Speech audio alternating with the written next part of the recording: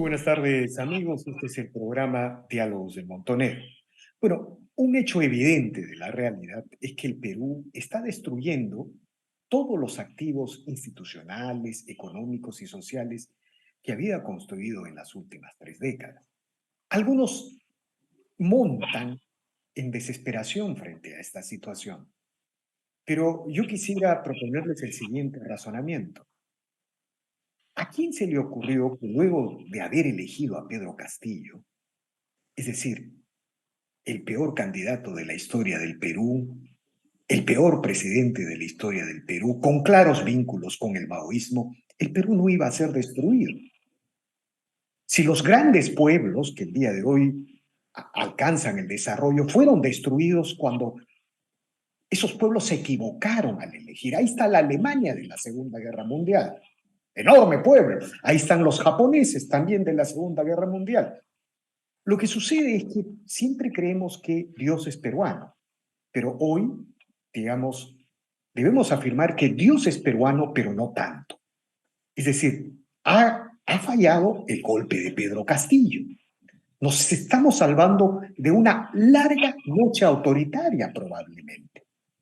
Pero enfrentar ese golpe, esa resistencia, esa violencia insurreccional que busca derogar la Constitución, quebrar el Estado de Derecho e instalar una asamblea constituyente va a costar y le está costando a la economía. Sin embargo, muy rápidamente, para culminar, si el Perú mantiene su Estado de Derecho, en medio de esta noche larga y oscura que parece caer sobre los países vecinos, Chile, Colombia, Bolivia, Ecuador, las últimas elecciones son preocupantes. Si el Perú mantiene su Estado de Derecho, su continuidad política, el Perú va a ser un polo, una fuerza enorme de atracción de todos los capitales de esos países. Y en 10 años, el Perú podría marcar la diferencia, esa diferencia que alguna vez hubo entre la Alemania occidental, desarrollada y próspera, y la RDA, un Estado, una sociedad estancada en la pobreza del siglo pasado. Bueno, para hablar de estos temas, para preguntarnos sobre estos temas, para reflexionar sobre estos temas, para preguntarnos cuánto puede demorar la reconstrucción del Perú si las cosas van bien, el día de hoy hemos convocado a Francisco Tudela, intelectual, académico, ex canciller de la República, quien suele reflexionar con nosotros y a quien le decimos muy buenas tardes y gracias por sus declaraciones. Buenas tardes, señor Tudela. Muy buenas tardes, Víctor Andrés, y muchas gracias por la invitación al Montonero. No, gracias a usted por la gentileza. Mire, quiero plantear un poco para empezar una reflexión. Si tuviéramos que preguntarnos si las cosas nos van bien en la defensa del Estado de Derecho, ¿cuánto puede demorar la reconstrucción del Perú? Yo recuerdo mucho la experiencia de Inglaterra, ¿no? Bombardeada, destruida por el bombardeo nazi, pero nunca puso en cuestión su Estado de Derecho y luego resurgió como un ave fénix. ¿Qué nos podría decir al respecto, señor Tudela? Bueno, hay muchos casos de estados que encuentran una fórmula constitucional que les conviene y se aferran a ella y no la cambian. La Constitución inglesa, claro, es un conjunto de normas y también de consensos no escritos que tienen fuerza de ley y que rigen, pero tienen 1000 años de antigüedad. Es una sucesión de normas. En el caso de los Estados Unidos de América, es una constitución, pero muchísimas enmiendas posteriores, que son reformas. O sea, es una constitución que ha ido perfeccionándose a través de mecanismos de reforma, pero nunca cambiar la constitución, porque la constitución, inclusive pasando a través de la Guerra Civil Americana, la constitución era el elemento central de la razón de ser de los Estados Unidos. Francia ha tenido 14 constituciones. Las constituciones de la Revolución Francesa, de la Primera República, de la Segunda República, de la Tercera República, de la Cuarta República no cuajaban, porque eran constituciones irreales, muy politizadas. y en realidad es la Constitución de De Gaulle, la de la Quinta República en 1958, la que encuentra la fórmula de darle su espacio a la provincia, al mundo rural, al mundo urbano, lograr un sistema de representación que sea viable para que los franceses sean bien representados, que es lo que se quiere hacer ahora con las reformas de la Constitución del 93, buscar un nuevo sistema representativo que no sea este que copiamos, creo que de Alemania, y que son estas listas cerradas con un voto preferencial, que es lo único que se puede escoger, e ir más bien a distritos electorales uninominales. Pero bueno, en 1958 Francia encuentra la fórmula y ya no la cambia, ya no la cambia.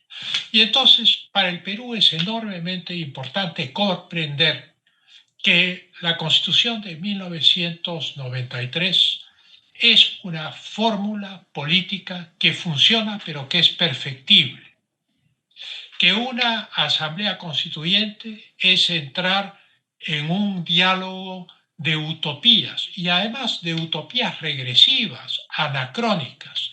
Estamos viendo, por ejemplo, estos conceptos de etnoestado que se esgrimen en el sur del Perú y de Bolivia, y cómo hay una colusión entre ciertos sectores de la política boliviana y ciertos sectores de la política peruana.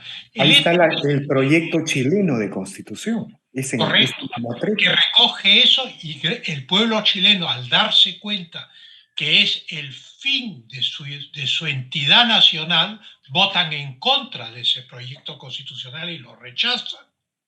Entonces, para no seguir los pasos de Chile y no tener que rechazar una constitución mal hecha después, es enormemente importante comprender que no hay ninguna urgencia de dar una nueva constitución ni de tener una asamblea constituyente.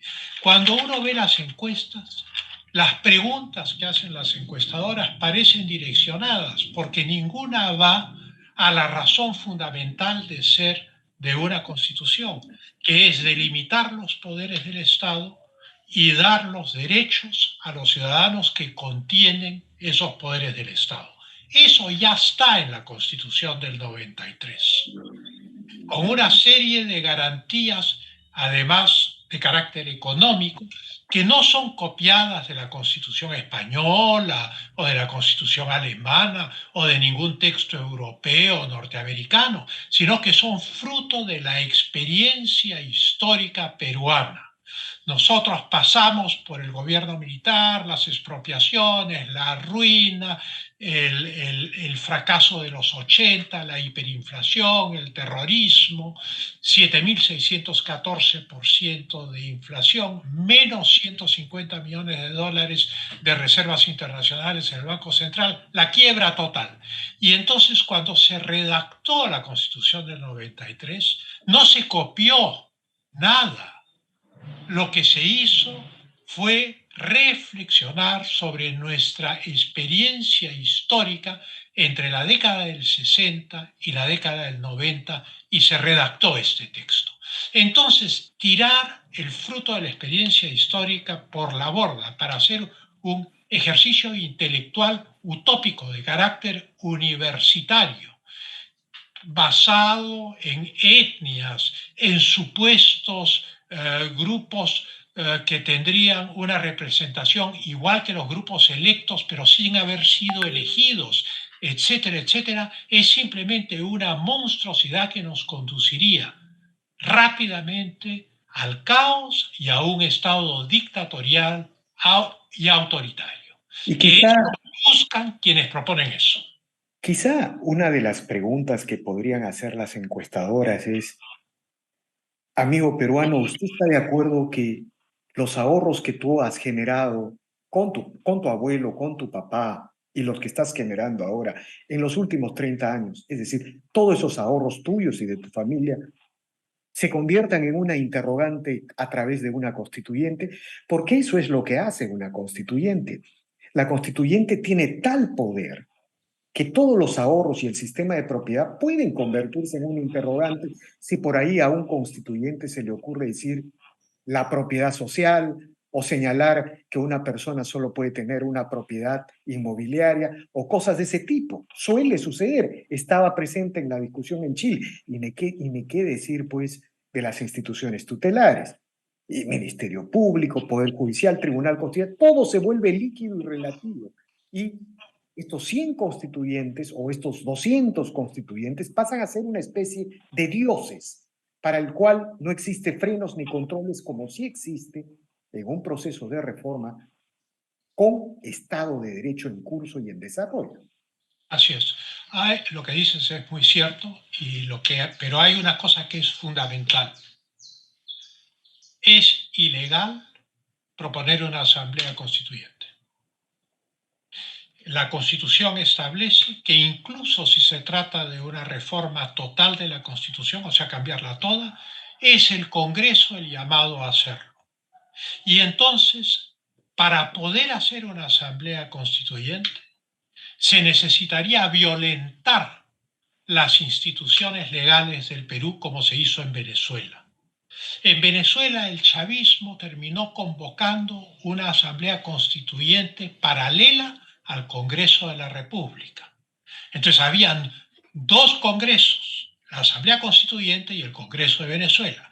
Luego la Asamblea Constituyente de Venezuela, chavista, se irrogó poderes legislativos, diciendo que era el poder originario, con lo cual empujó al Congreso venezolano a la cuneta, lo botó de la pista, lo empujó fuera de la ruta y terminó siendo esta Asamblea Constituyente la que generó una nueva constitución y generó el estado de tiranía, porque ni siquiera es una dictadura, sino una tiranía caprichosa en la cual hoy vive Venezuela. Ni qué decir de Nicaragua, de Cuba ni hablemos.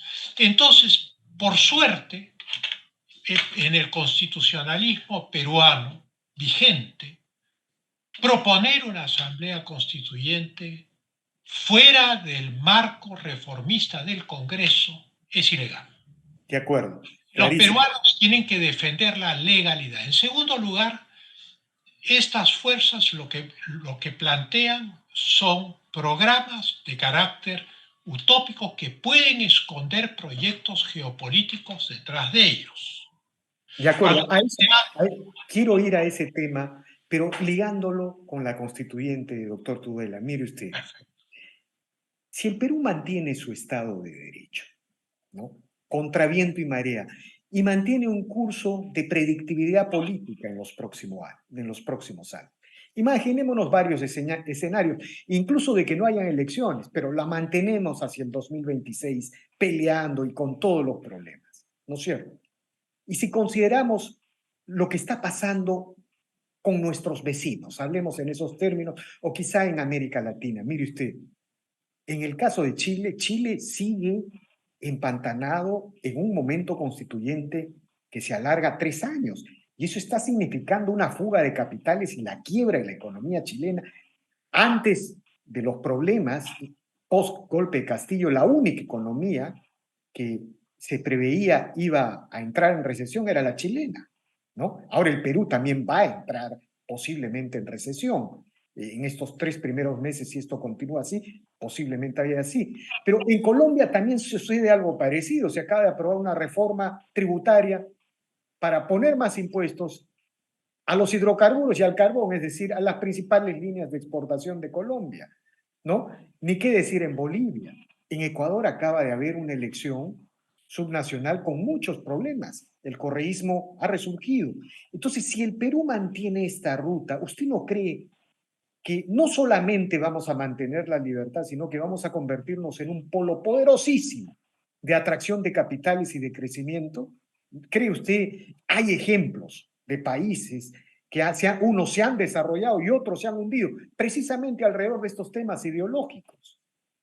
Bueno, en una conversación que tuvimos, tú mencionaste al Estado de Israel y efectivamente hay analogías y diferencias. Las diferencias, claro, es que Israel es un país un poco más pequeño que el departamento de Lima y tiene 9 millones de habitantes, una población, digamos, altamente calificada y lo que hace la fuerza del Estado de Israel es el apego a la democracia parlamentaria, la evolución desde experimentos económicos de carácter socialista en los años finales de los 40, principios de los 50, a una economía desarrollada de mercado altamente tecnológica y una población altamente calificada.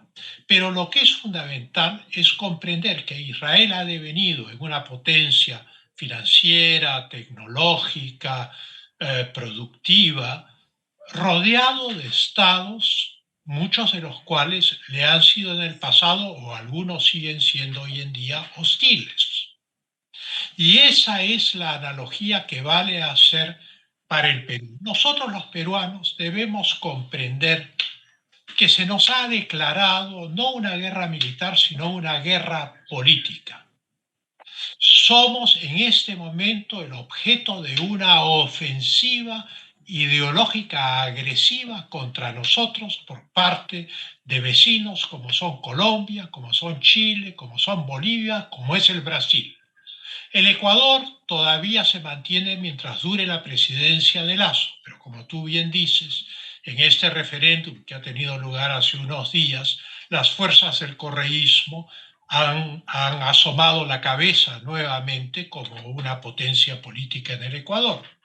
Y entonces, si el Perú tiene en primer lugar la conciencia de mantener su identidad nacional, la conciencia de mantener su integridad territorial, porque en el sur se plantea la idea de construir esta utopía de una nación aymara y cosas por el estilo, que son conceptos altamente destructivos de la nacionalidad.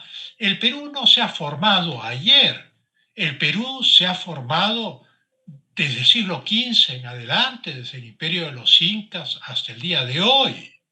Más bien ha ido reduciéndose a sus límites reales. Solo en el siglo XX perdimos alrededor del 30% de nuestro territorio cuando nos dimos cuenta después de la Guerra del Pacífico que no teníamos tratados de límites con nuestros vecinos. Y entonces resulta ahora tremendamente importante comprender que hay la intención de crear estos etnoestados en zonas que curiosamente son enormemente ricas en minerales, en tierras raras, en litio, en oro, en una serie de recursos importantes. Y hay el deseo de controlar el sur del Perú. Ya el mariscal Santa Cruz quiso controlar el sur del Perú cuando se creó la Confederación Perú-Boliviana. Bolivia no se dividió en dos estados, pero se dividió al Perú en estado norperuano y estado surperuano.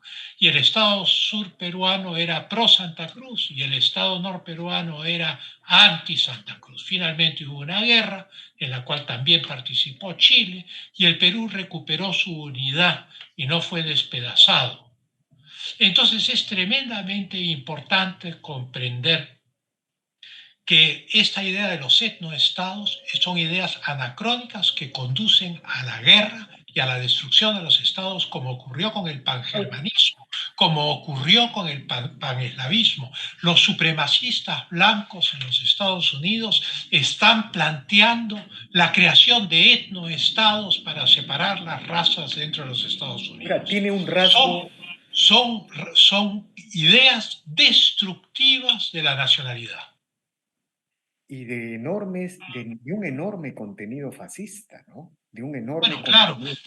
porque lo que ocurre en el caso peruano es que además de las diatribas anarquistas de González Prada, que son tal vez excesivas y fruto de la frustración de la pérdida de la Guerra del Pacífico, pero nada constructivas y que no proponen la creación de un orden político, sobre eso viene el mariateísmo, que es una suerte de socialismo marxista, pero que tiene un elemento racista en el cuarto ensayo y que es rechazado por Moscú, por la Internacional Comunista, justamente por ese carácter racista, porque La Tercera Internacional era internacionalista y por lo tanto no hacía distinciones de razas ni dentro de la Unión Soviética ni en el mundo dentro de su, digamos, diabólica utopía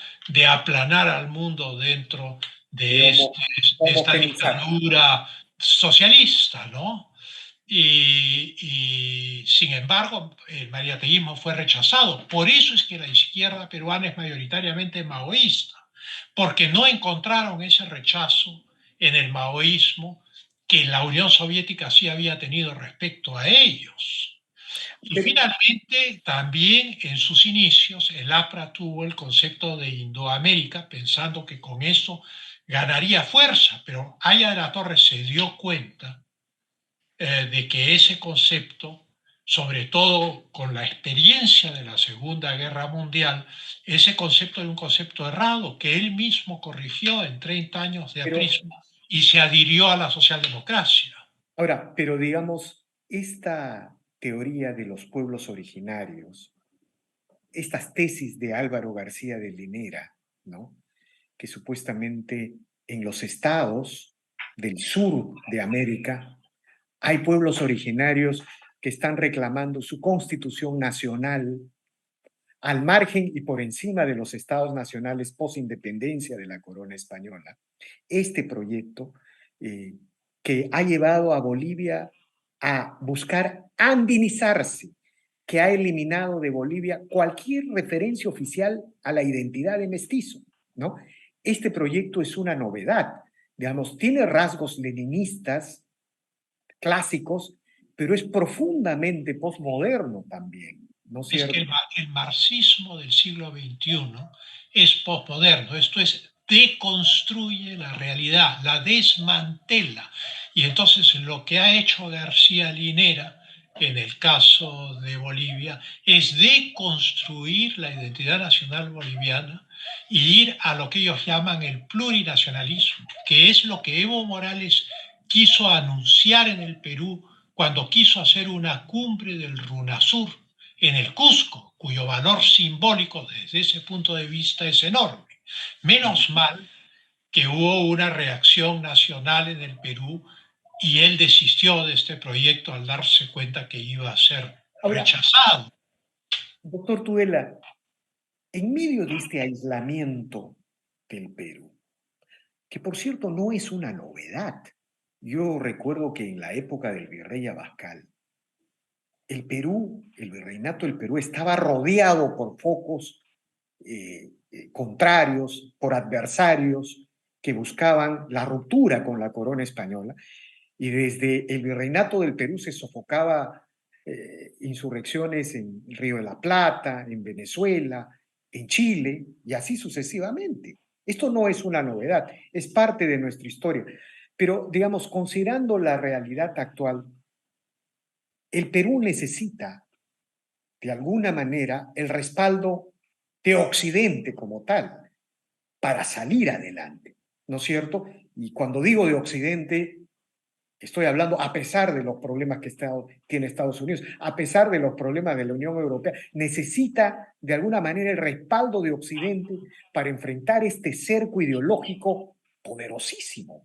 Porque si miramos así, esto parece una Europa del Este y el Perú o se convierte en una especie de Israel o se homogeniza pues con Es, el discurso del Este. es correcto, pero el apoyo de Occidente eh, político no va a venir por sí solo. El apoyo político lo tenemos que buscar.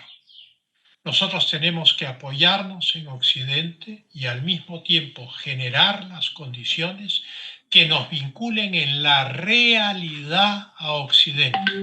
Vincularnos en la realidad a Occidente significa acoger las inversiones de Occidente, acoger la tecnología de Occidente, no ser reactivos frente a lo que Occidente representa.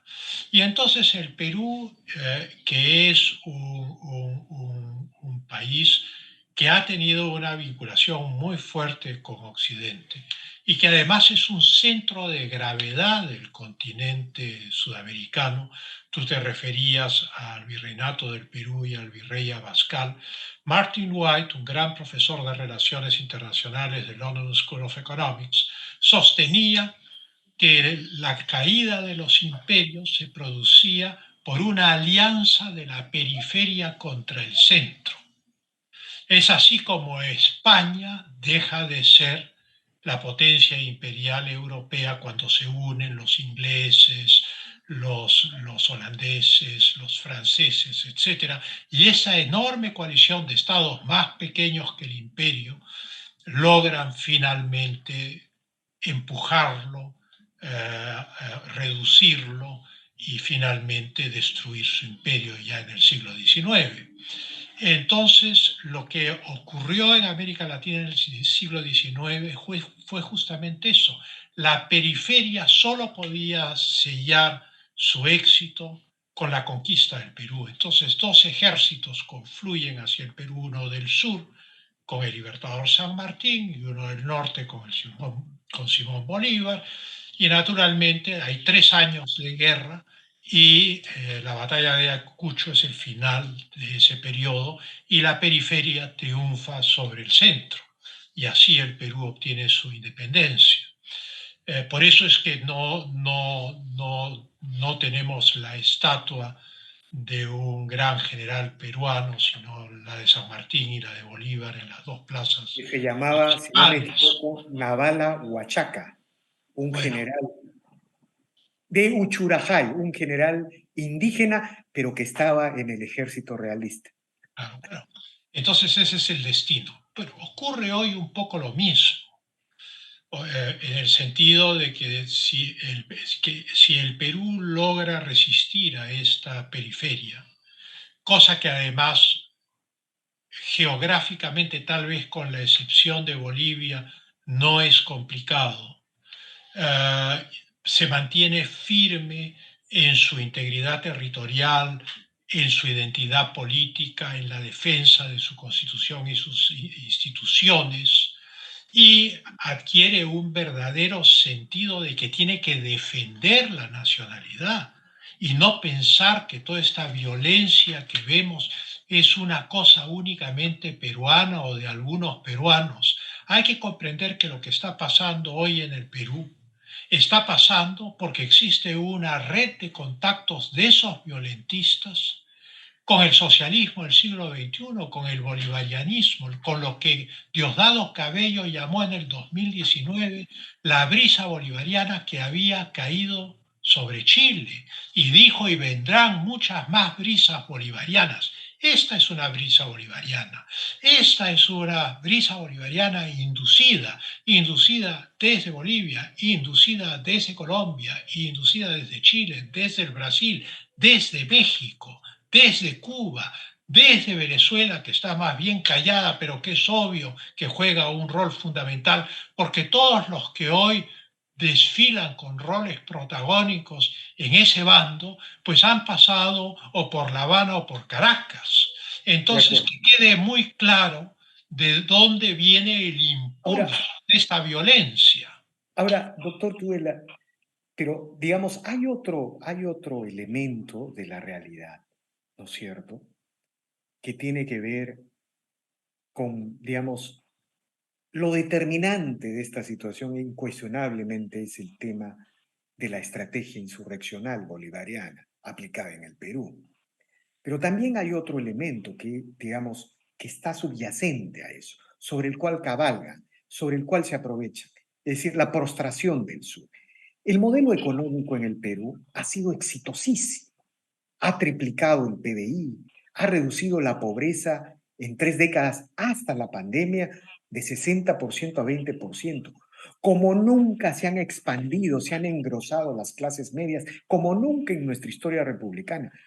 Pero el Estado ha fracasado en todo. Para resumir las cosas, el sector privado y la sociedad ha sacado 20, 18, 19, 17, si usted quiere. Pero el Estado no ha llegado ni a 0,5.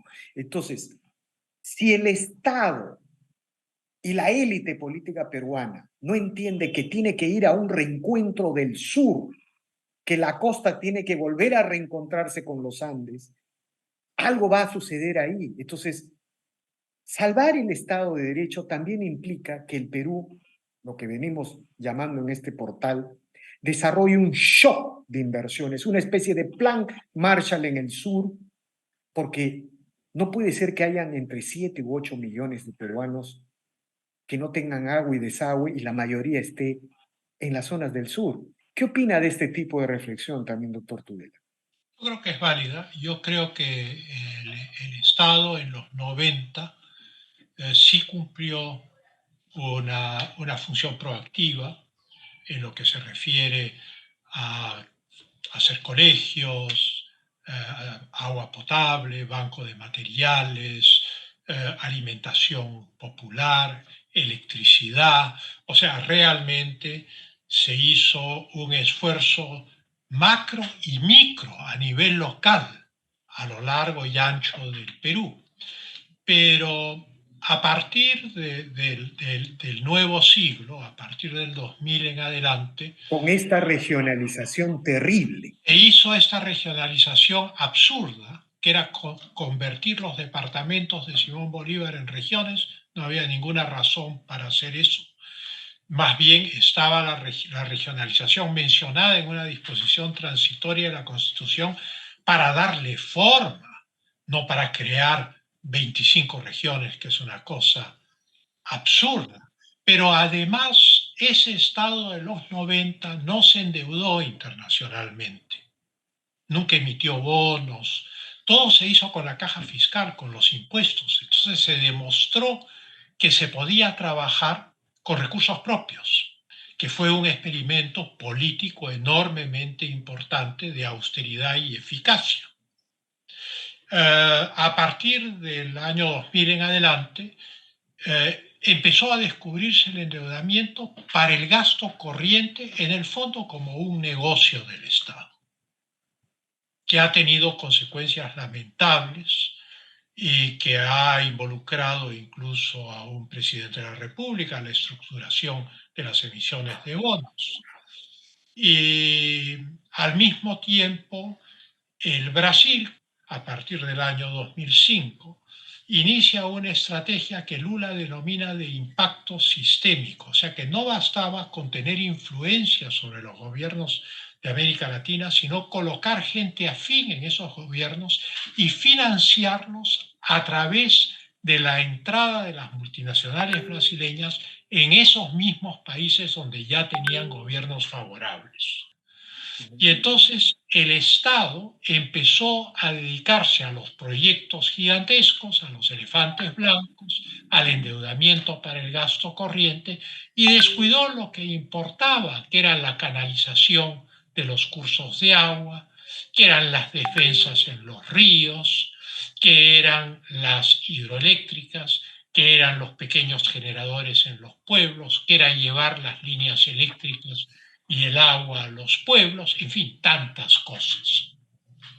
Naturalmente no estoy diciendo que fue una época perfecta, tiene los defectos que todos conocemos, pero hay un contraste ahí y ese contraste tenemos que comprenderlo para retomar la acción del Estado.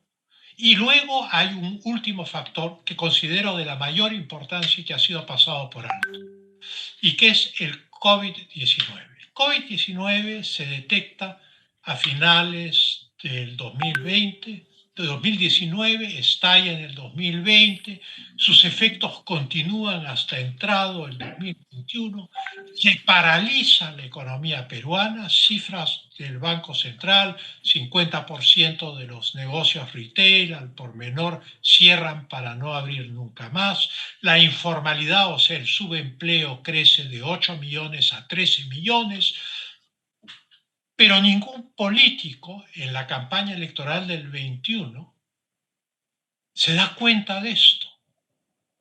O sea, hacen campaña sin ver el impacto devastador que el COVID ha tenido, con 220.000 muertos, la mortandad más alta en proporción al total de población en el mundo, sin comprender que la economía ha sido devastada, que hay mucha gente desempleada, que hay cientos de miles de personas que han perdido sus negocios, que están en la calle, que todo el mundo ha perdido un amigo, un pariente, un hermano, un padre, un hijo por esta terrible epidemia.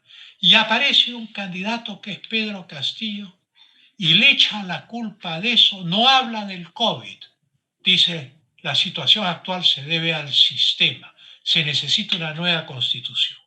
Y entonces inocula esta bacteria del asambleísmo constitucional en la narrativa política peruana. O sea, una bacteria innecesaria, infecciosa, destructiva. La verdadera razón de la crisis y del agudizamiento de la crisis en el sur del Perú, que siempre ha sido una zona que ha tenido este contraste entre tener enormes riquezas mineras y una gran pobreza campesina, a pesar de que el 62% del presupuesto de la República se va a las regiones, a pesar de que la región que más recibe por canon es el Cusco y es la que tiene el índice de desnutrición y analfabetismo más alto del Perú. Entonces, a pesar de todo eso, no se asume la responsabilidad de la gestión desastrosa de aquellos que ahora están protestando y echándole la culpa a un gobierno central que entrega el 62% de sus recursos a ellos para que ellos los gasten como les parece, y no pueden gastarlos porque son ineptos. Y no hay una superintendencia de regiones que con mano férrea supervise el gasto público. Y entonces lo que ha pasado también con el gobierno de Pedro Castillo es que se ha aprovechado de la gigantesca crisis económica y social creada por el COVID-19, por la pandemia, para hacerla pasar como una crisis del sistema económico y una crisis constitucional. Falso, gran mentira. Y al mismo tiempo ha trasladado a Lima el mecanismo de corrupción, ha trasladado al gobierno central los mecanismos de corrupción de esos gobiernos regionales, cuyo gasto oscila entre el 20 o llega al 25% del dinero que se les da, entre el 8 y el 25%. De acuerdo, doctor. Esa es la verdadera razón, no estoy diciendo la única, pero es la verdadera razón de la súbita caída económica que genera las condiciones en las cuales se da la elección del año 2021. Y sin embargo, los líderes políticos no se dan cuenta de esto, no perciben los terribles efectos del COVID-19 que sí son percibidos en otras partes del mundo, que han llevado a Klaus Schwab, el intelectual del Foro de Davos, a plantear un régimen demencial de gobierno conjunto de los gobiernos, o sea, un régimen compartido, De acuerdo, no enteramente representativo. de acuerdo, doctor Tudela. Yo le agradezco infinitamente por estas reflexiones. Tengo que seguir conversando sobre estos temas. Hemos hecho un viaje desde el Perú a la región y bueno, infinitamente agradecido, y tenemos que tener otra conversación más adelante. Le agradezco mucho. Y será, Víctor Andrés, muchas gracias a ti por la invitación. Siempre es un gran gusto conversar contigo. De igual manera, doctor, le agradezco infinitamente. Bien, amigos, esta ha sido una nueva edición de Diálogos del Montonero. Regresamos en la siguiente edición. Gracias.